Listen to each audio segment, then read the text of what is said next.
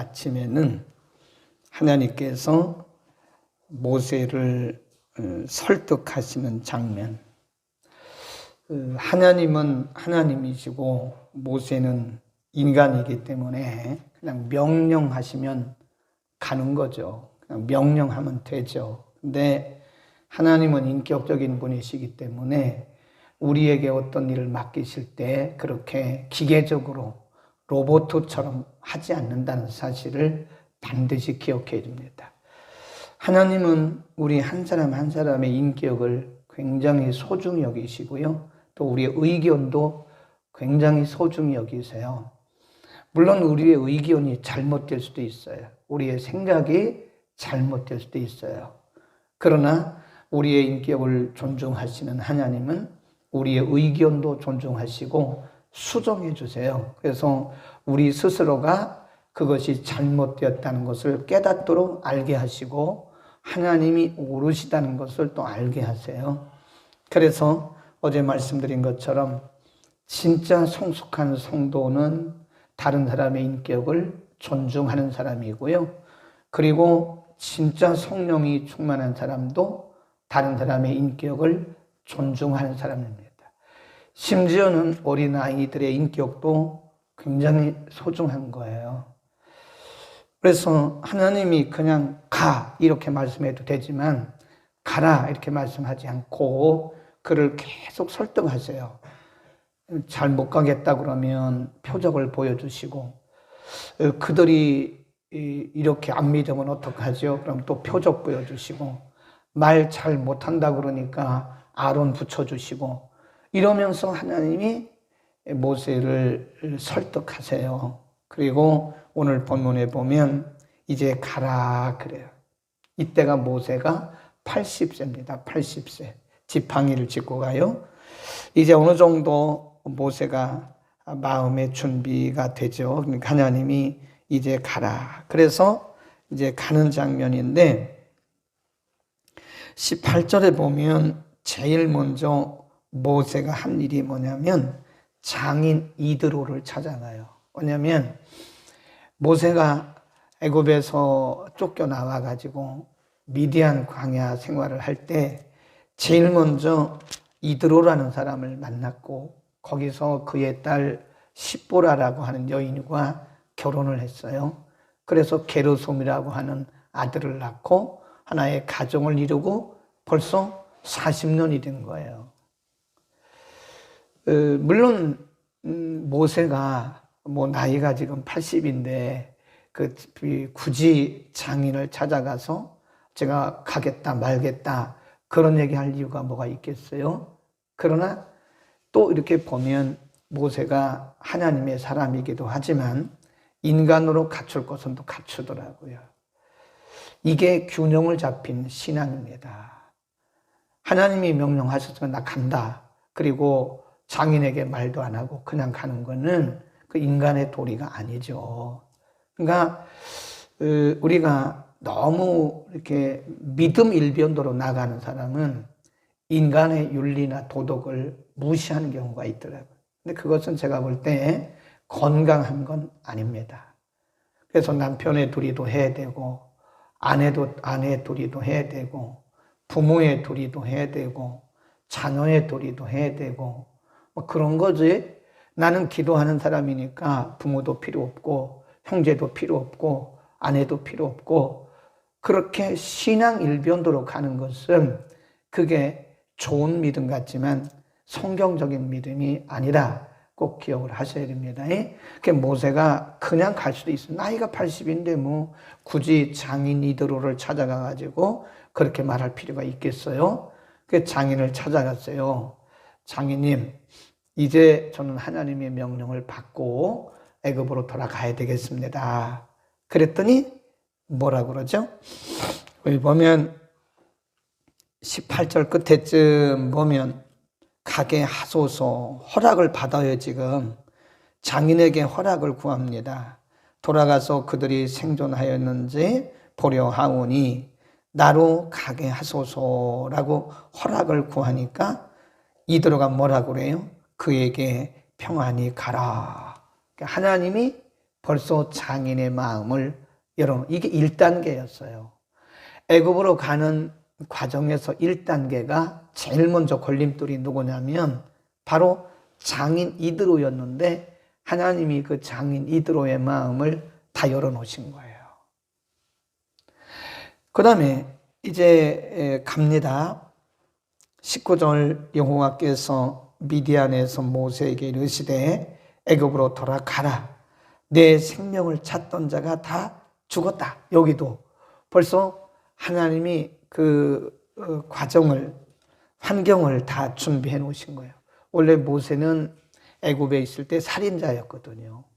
예, 애굽에서 40년 사는 동안에 자기 동족을 치는 것을 보고 애굽 사람을 돌로 쳐 죽였어요. 그래서 살인자예요. 그런데 그때에 모세가 살인한 것을 알았던 왕이 죽었어요. 그러니까 하나님 말씀하시기를 두려워하지 말고 가라는 거예요. 그때 너를 찾던 그 왕이 이미 죽었으니까 가라. 그러니까 하나님이 우리에게 일을 시키실 때는요, 그렇게 준비를 해 놓으십니다. 그러니까 우리는 순종만 하면 돼요. 아멘. 하나님이 다 준비해 놓으신 거예요. 이드로의 장인 이드로의 마음을 열어 놓으셨죠. 그리고 이 모세를 찾던 그 왕도 이미 죽었죠. 네, 그 다음에 20절 시작. 모세가 그 아내와 아들들을 나귀에 태우고 애굽으로 돌아가는데 하나님의 지팡이를 손에 잡았더라. 그 줄 그어놓으세요. 하나님의 지팡이는 하나님께서 말씀하셨어요. 17절 보세요. 너는 이 지팡이를 손에 잡고 이곳으로 이적을 행하라. 하나님이 모세에게 말씀하셨어요. 너 말도 못해. 네가 말한 대로 너 말더듬이야. 그리고 너 지금 나이도 80이나 됐어. 내 힘대로 못해. 그러니까 하나님이 지팡이가 뱀으로 변하는 그 이적을 보여주셨잖아요.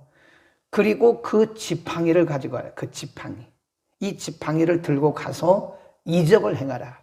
이것이 하나님이 모세에게 주신 하나의 중요한 무기입니다. 그래서 써놓으세요.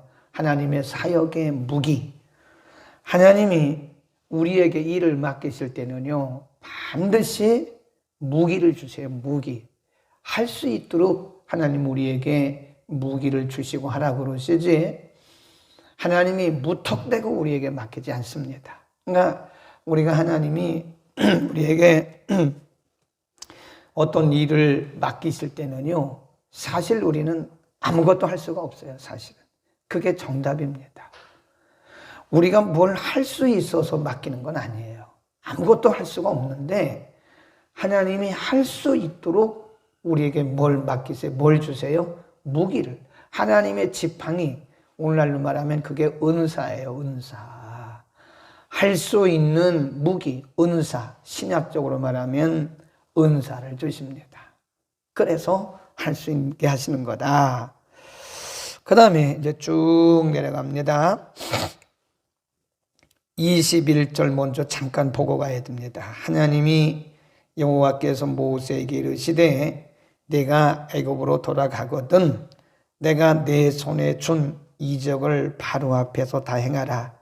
그러나 하나님이 미리 낙심하지 말라고 미리 알려주신 거예요. 그러나 내가 그의 마음을 강팍하게 한즉 그가 백성을 놓지 아니하리라. 이건 무슨 얘기냐면 내가 그 애굽 왕에게 가서 이 지팡이를 가지고 이적을 행한다고 그래서 그가 쉽게 백성들을 놓지는 않을 거다. 하나님 미리 예고해 주신 거예요. 낙심하지 말라는 거예요. 네, 낙심하지 말라고. 그리고 가다가 갑자기 그러니까 자꾸 많은 경우에 질문하는 경우인데요. 24절 24, 25 읽습니다. 시작. 여호와께서 길의 숙소에서 모세를 만나 그를 죽이려 하시는지라. 십보라가 차도를 취하여 그 아들의 양피를 베어 모세의 발 앞에 던지며 가로되 당신은 참으로 내게 피 남편이로다. 이 부분을 이제 가끔 질문들을 하십니다. 왜 하나님이 지팡이까지 들려주시고 애굽으로 가라고 말씀하시고 지금 모세가 하나님 말씀에 순종해서 애굽으로 가고 있는데 왜 거기서 모세를 죽이려고 했느냐? 그게 모세를 진짜 죽이려고 하는 게 아니라 모세에게 지금 교훈을 주는 거예요. 왜냐하면 모세가 미디안 광야에서 게르솜이라고 하는 아들을 낳았잖아요. 근데 이스라엘 백성들은 태어나면 8일 만에 다 할례를 해야 돼요. 할례. 양피를 베어야 그게 하나님의 백성의 표시거든요. 근데 그걸 할례를 안 한 거예요. 그러니까 하나님께서 모세를 진짜 죽이려고 한 것이 아니라 하나님께서 그때 모세에게 알려주신 거예요. 그래서 그걸 보고 십보라가 얼른 차도를 취해가지고 아들의 양피를 뺐어요. 그래서 할례를 하고 남편에게도 피난편이라 이렇게 이제 얘기를 하게 된 거죠. 이해하시겠죠? 모세를 죽이려고 하는 것은 지금 명령을 받고 가는 모세를 진짜 죽이려고 하는 것이 아니라 모세에게 그런 어떤 계기, 동기를 보여해 주심으로써 그 아들에게 할례를 베풀게 하기 위한 것이었다. 그렇게 보시면 되고요. 그 다음에 쭉 내려갑니다. 27절 시작. 여호와께서 아론에게 이르시되 광야에 가서 모세를 맞으라. 그래. 지금 아론은 어디 살고 있었어요? 아론은 애굽에 살고 있었어요. 애굽에서 이스라엘 백성들과 살고 있었고, 그 다음에 모세는 미디안 광야에서 40년 동안 살다가 하나님 명령 받고 오는 거예요. 그러니까 지금 아론은 모세 형 아론은 모세가 어디 있는지도 몰라요. 모세가 살았는지 죽었는지도 몰라요. 그런데 지금 애굽에 살고 있던 아론에게 하나님이 말씀하시는 거예요. 빨리 가서 네 동생 모세를 맞아라. 네. 그러면서 이렇게 말씀하세요. 모세를 맞으라 하심에 그가 가서 하나님의 산에서 모세를 만나 그에게 입맞추니 모세가 그동안에 있었던 일을 쭉 얘기하고 33. 아론이 여호와께서 모세에게 명하신 모든 말씀을 전하고 백성 앞에서 이적을 행했다. 네, 이적은 누가 행했어요 지금? 아론이 행한 거예요. 모세는 말을 잘 못한다고 그랬잖아요. 그래서 하나님이 모세에게 아론을 대변인격으로 세우신 거예요. 대신 말하도록. 그러니까 지금 모세가 백성들을 만났지요.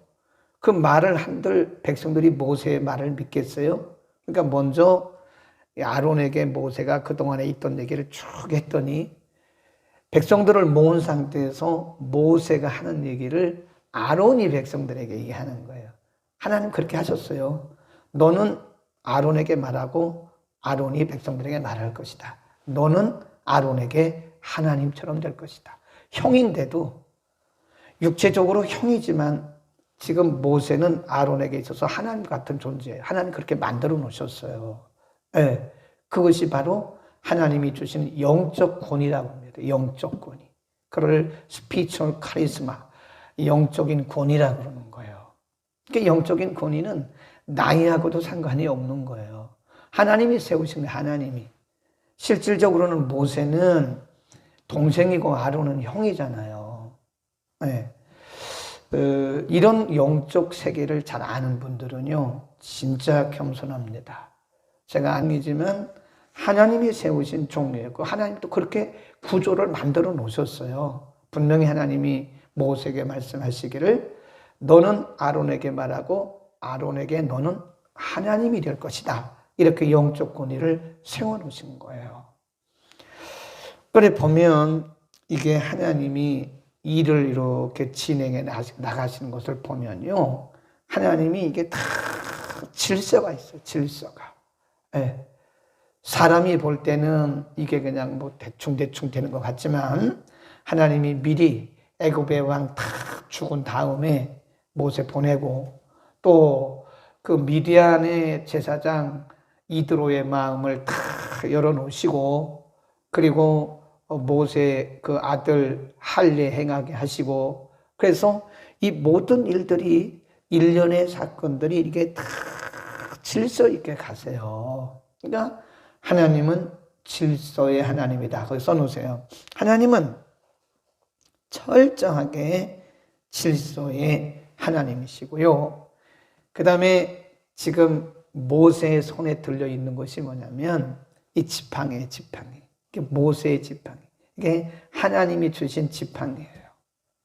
이거를 언제까지, 이걸 우리가 이제 앞으로 출애굽기를 쭉 공부할 텐데 이걸 언제까지 들고 있었냐면 죽는 순간까지 붙들고 있었어요. 그러니까 이제 나중에 우리가 볼 텐데 이제 애굽에서 나오잖아요. 2차 저차 해가지고 애굽에서 나오잖아요. 나와서 이제 가다가 앞에 홍해를 만났어요. 홍해.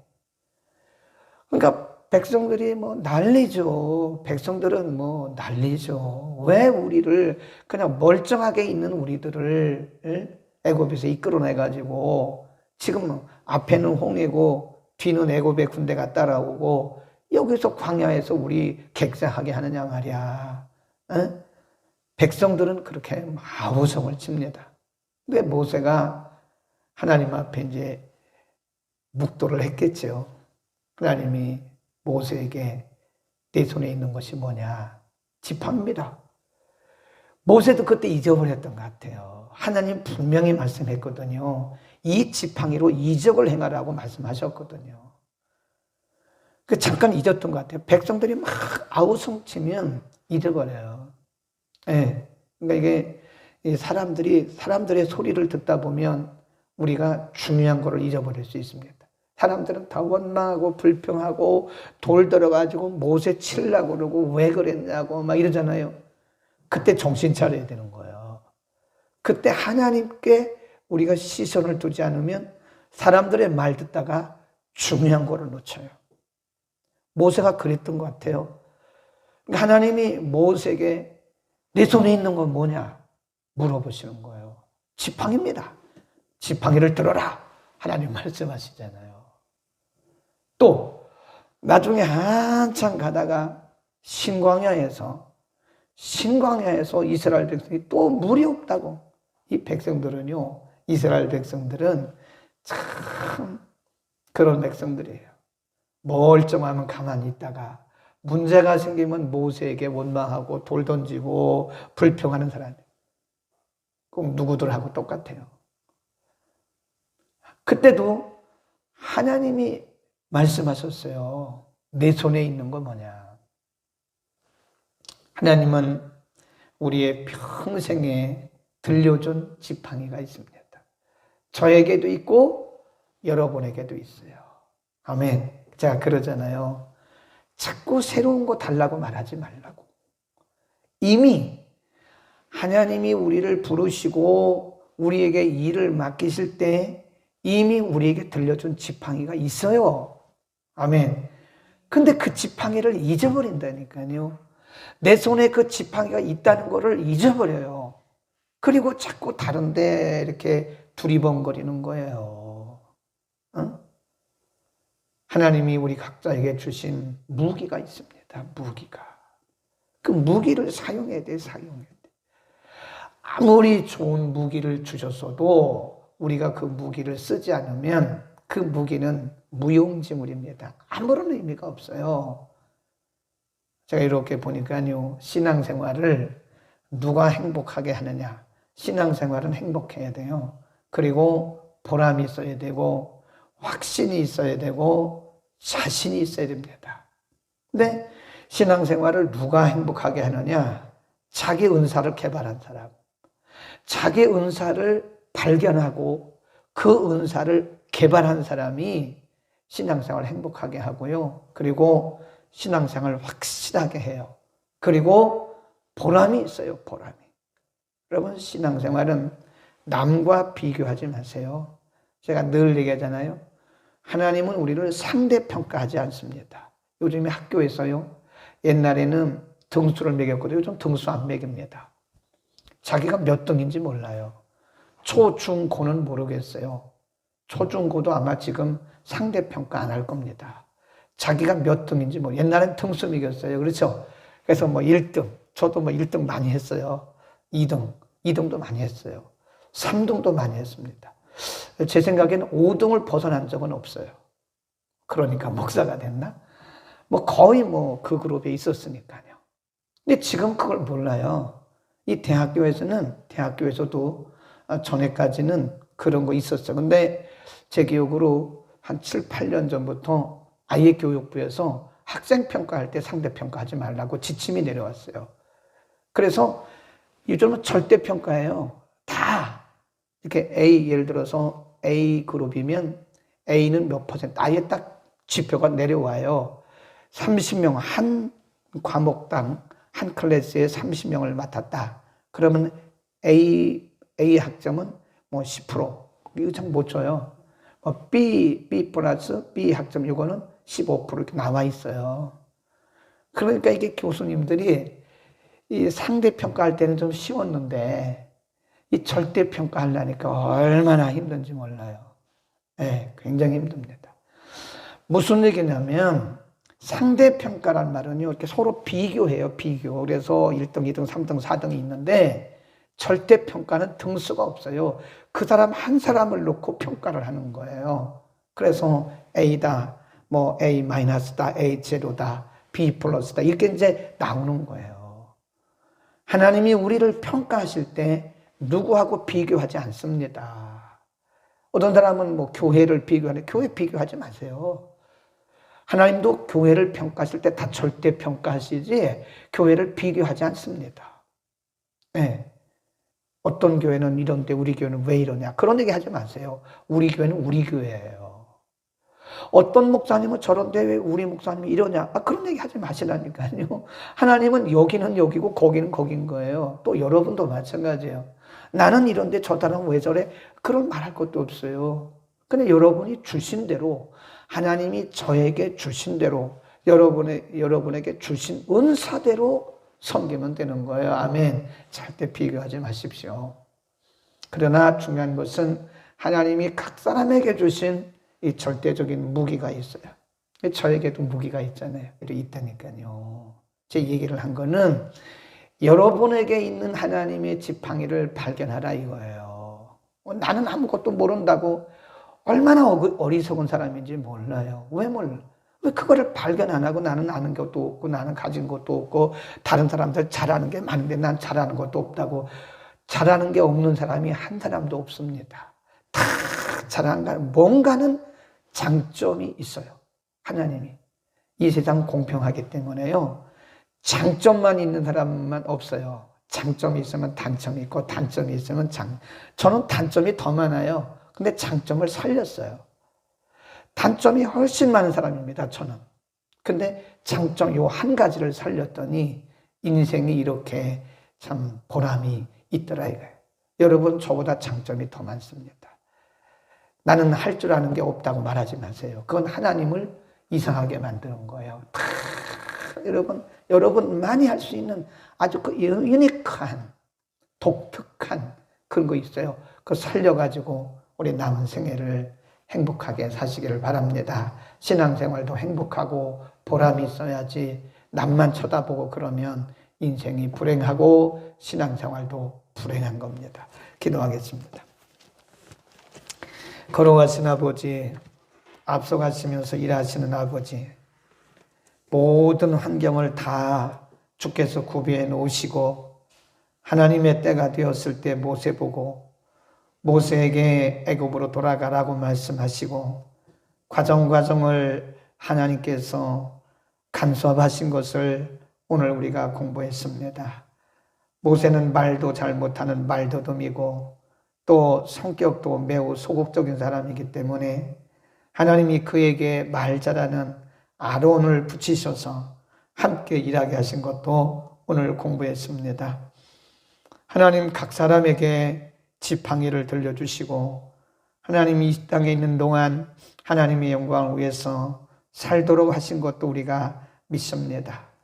오늘 우리에게 주신 말씀 우리 평생의 잊지 않게 하여 주시고 우리 각자가 하나님께서 주신 은사를 잘 발견하고 그 은사를 개발해서 우리의 남은 생애가 참으로 행복하고 참으로 보람 있도록 은혜를 더하여 주옵소서.